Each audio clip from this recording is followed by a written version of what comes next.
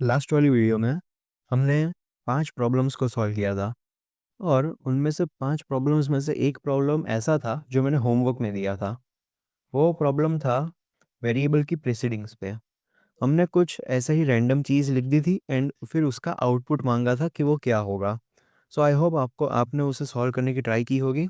Well, आज की इस वीडियो में हम ऐसे ही बहुत सारे प्रॉब्लम्स देखने वाले हैं क्योंकि आज की इस वीडियो का मेन टॉपिक है वेरिएबल की प्रीसीडिंग्स। चलिए बिना किसी देरी के आज की इस वीडियो को स्टार्ट करते हैं। अब मैं यहाँ पे C11 आज की फाइल में आ गया हूँ एंड यहाँ पे मैंने आप लोगों के लिए 5 प्रॉब्लम्स रखे हैं। ये 5 प्रॉब्लम्स थोड़े बेसिक हैं बट ये कॉलेजेस में बहुत ही ज़्यादा पूछे जाते हैं। हमारी वेरिएबल प्रीसीडिंग्स को समझने के लिए ये 5 एग्जांपल बहुत ही ज़्यादा इम्पोर्टेंट है।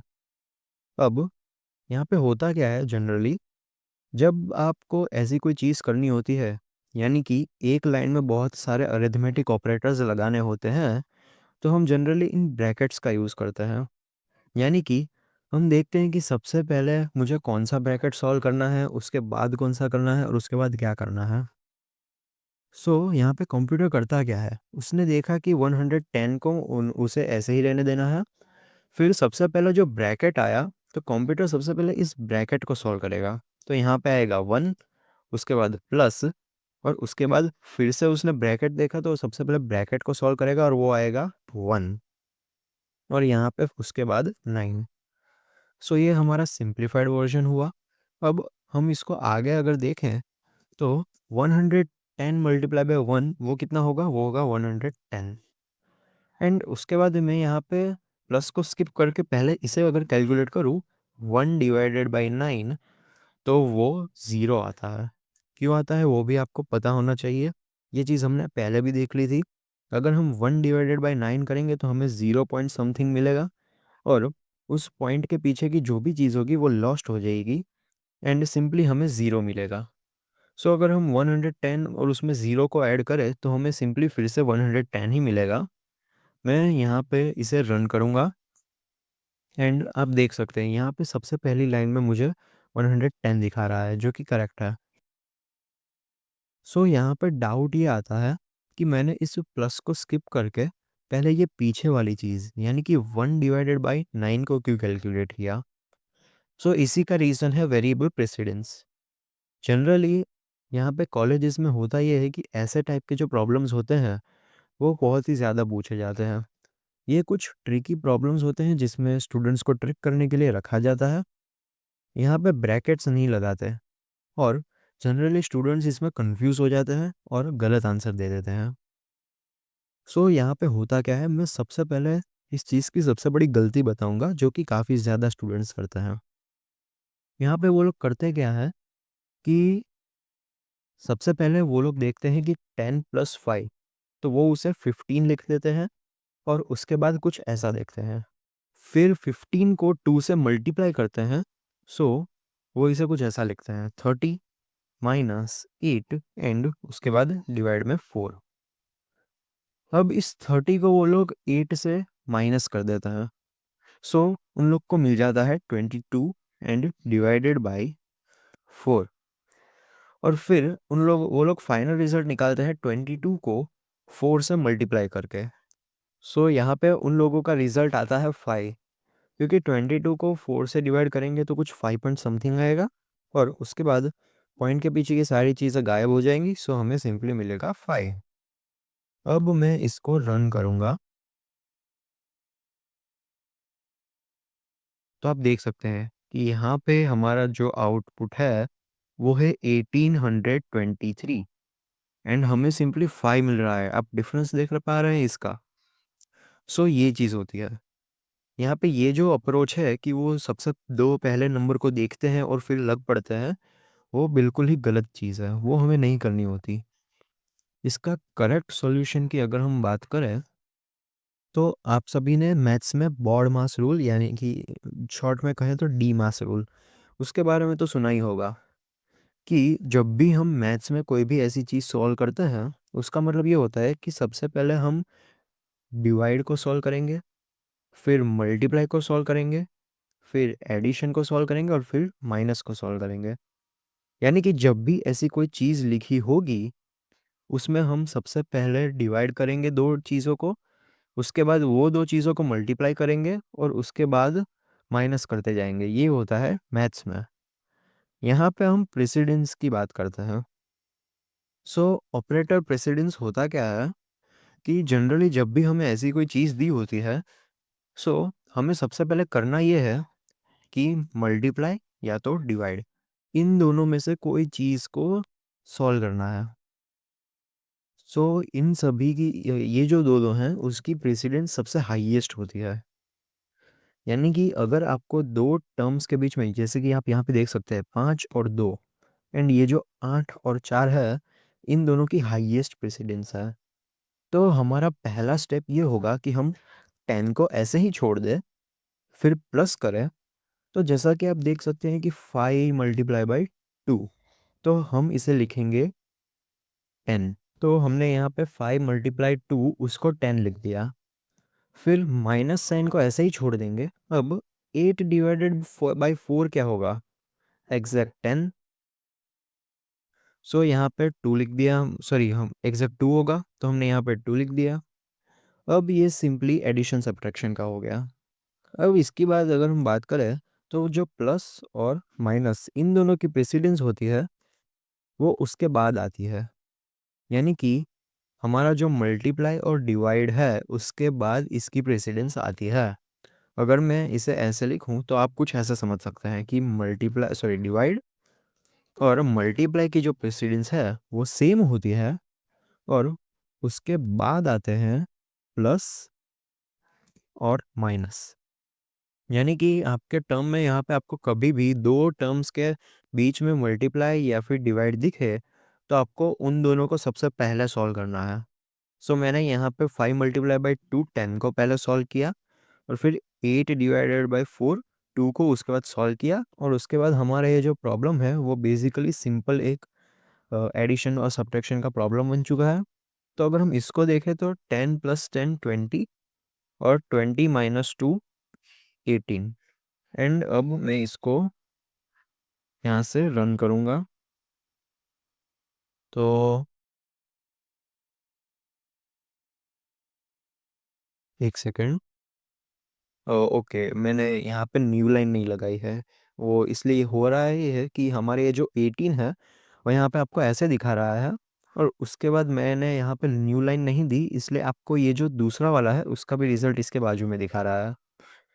सो अगर मैं यहाँ पे न्यू लाइन दे दूँ और उसके बाद मैं इसको फिर से कंपाइल करके रन करूँगा।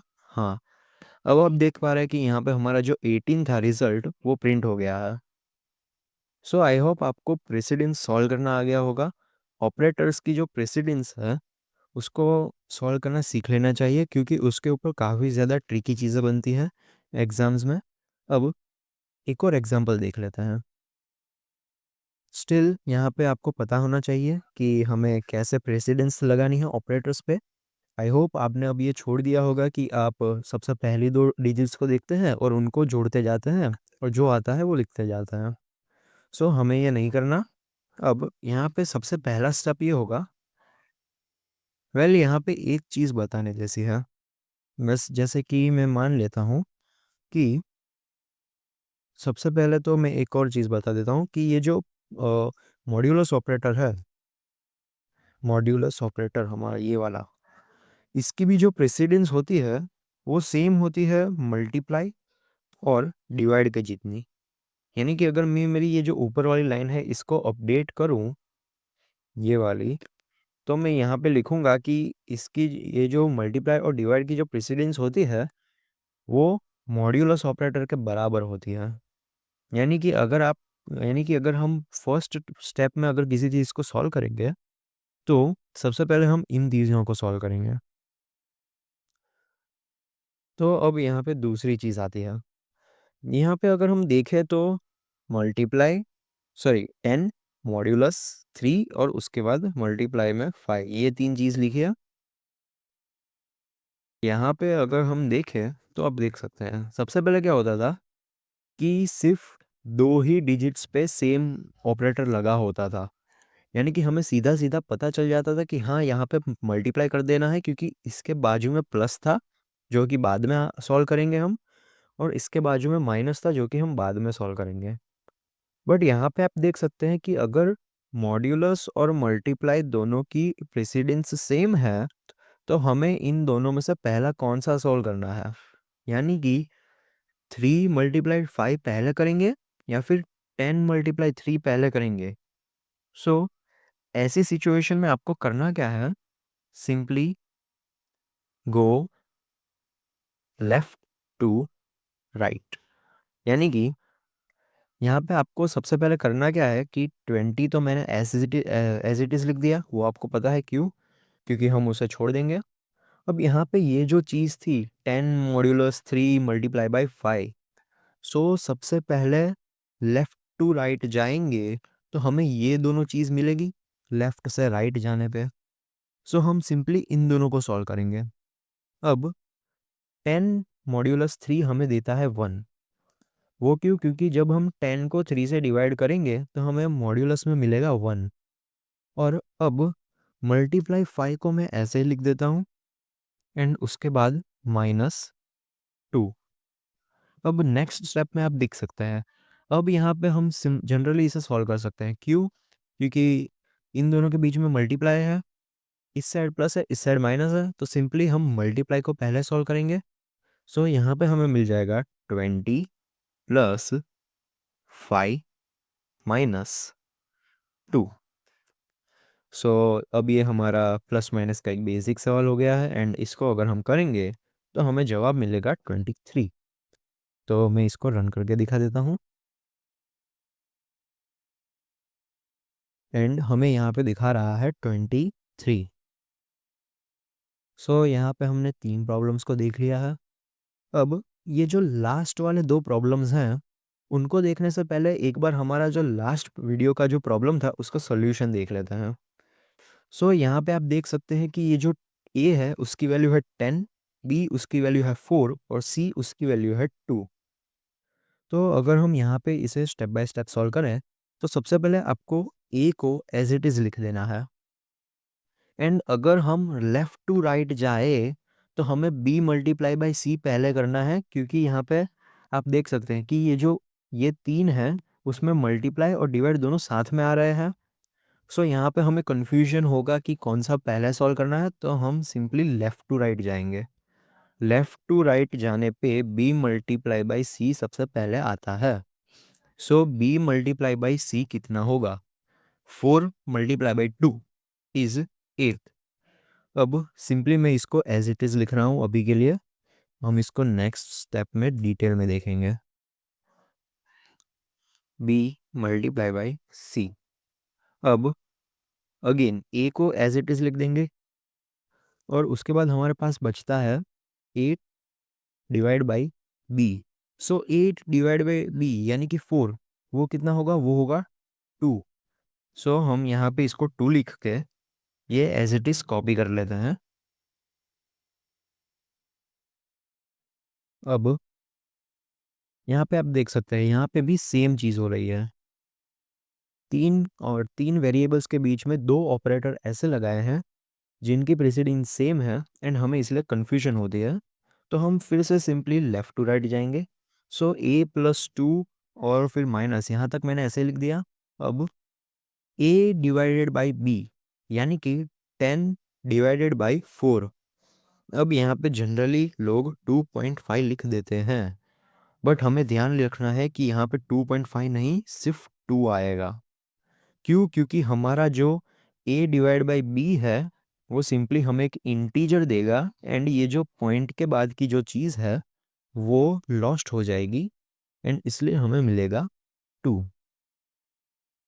अब यहाँ पे हम मल्टीप्लाई में लिखेंगे c।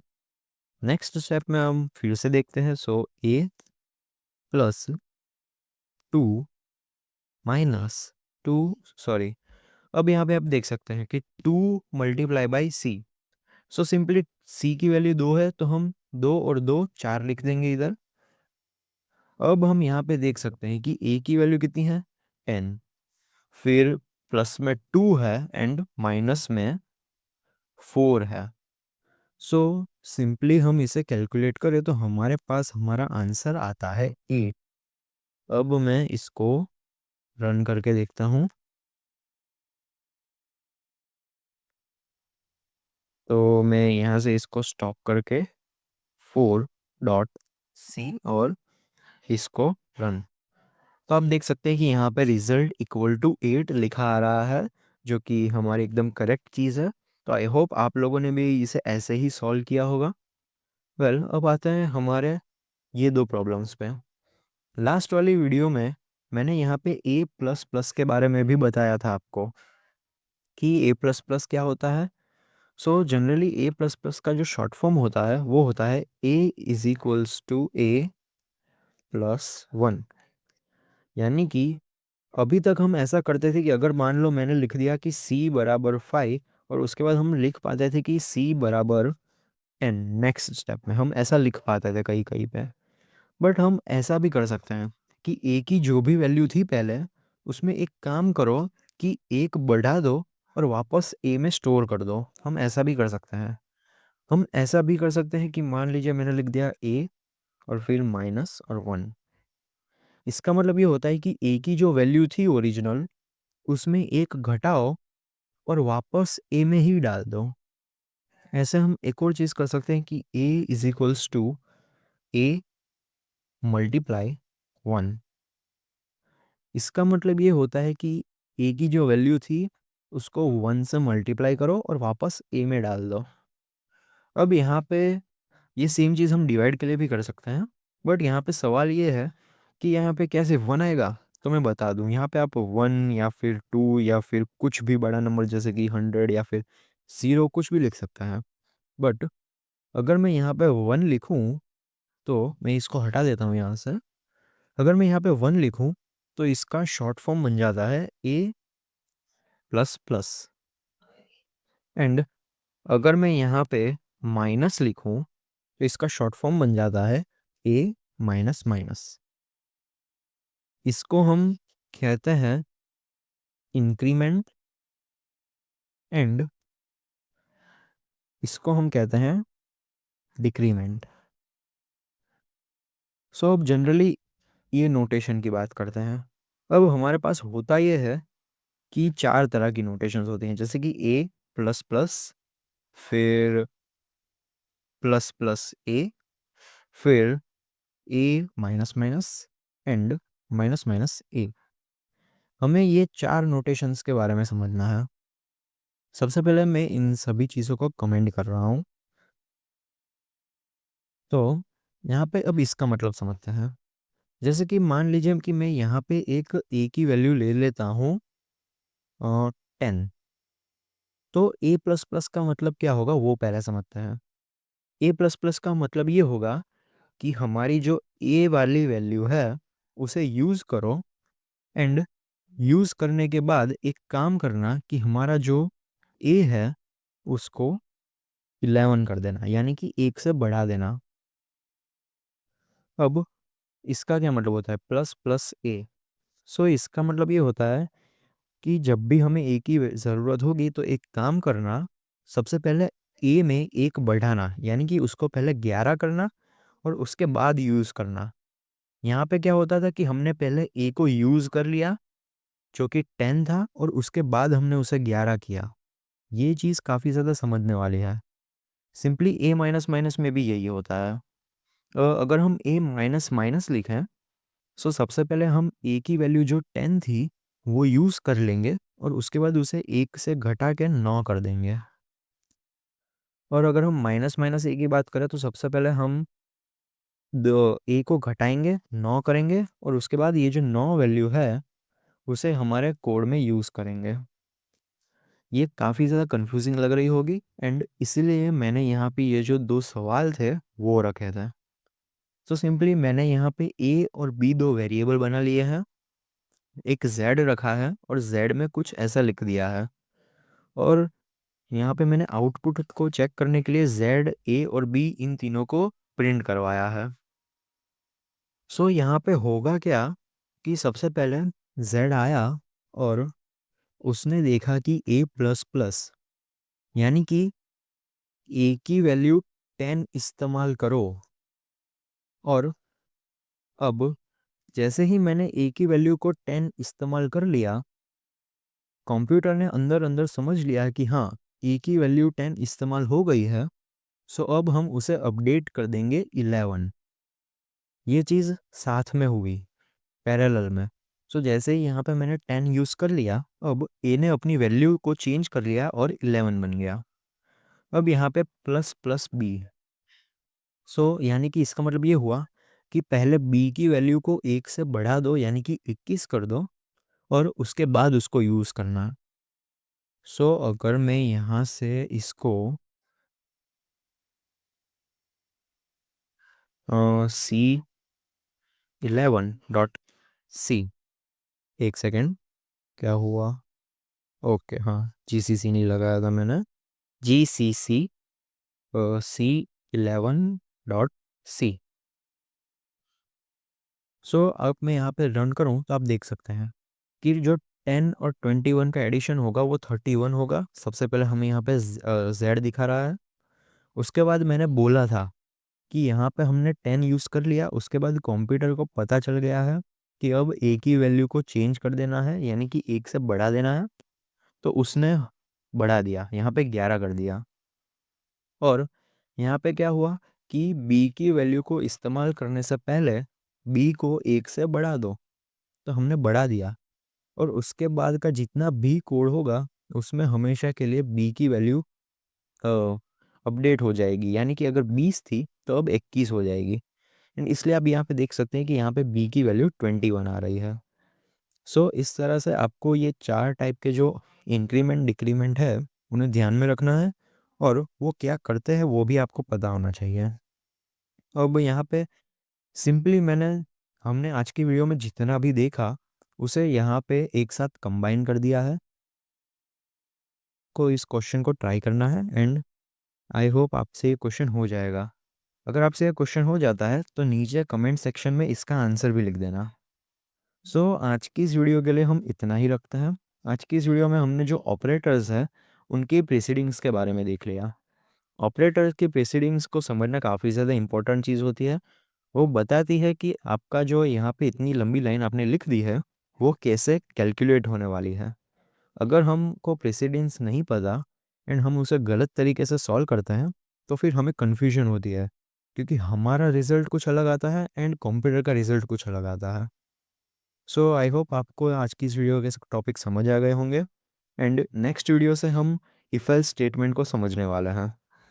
तो आज की इस वीडियो के लिए इतना ही था। Thank you for watching.